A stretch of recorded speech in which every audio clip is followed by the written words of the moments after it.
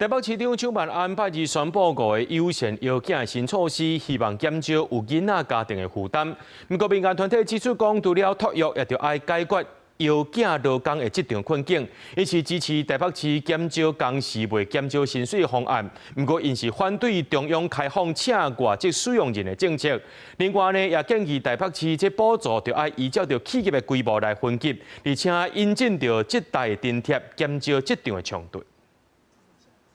面對少囝化的挑戰，台北市政府拜二發布5個育囝新措施，包括學校有公托、增加托育補助、全國頭一個第二胎共同免費、8點鐘臨時托育券，甲補助呼吸道融合病毒疫苗，希望會當減輕父母的壓力，嘛提高家庭生囝意願。台北市長蔣萬安嘛表示，希望會當加做育囝家庭上堅強的靠山。這5個新的育兒措施亮點，我們希望能夠真正的讓所有育兒家庭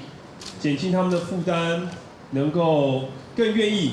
多生幾胎。好，那我們成為這些育兒家庭爸爸媽媽最堅強的後盾。另外，蔣萬安頂一日嘛有提出，逐工減7點鐘工時，不過未減薪水的政策。民團開記者會講，因支持這個計劃，不過嘛呼籲補助就要照企業規模分級，唔是逐間攏補助10萬。另外嘛認為要引進這代津貼，互代替上班的同事嘛有獎金通好領，互制度如公平。蔣萬市長，我希望你拿出魄力，改革你的政策，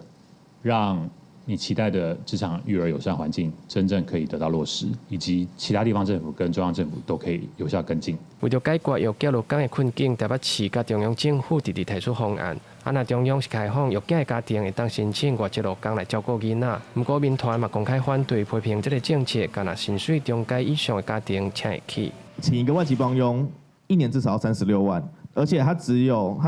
個政策只是給全台灣所得最高的前20%的家庭來負擔得起。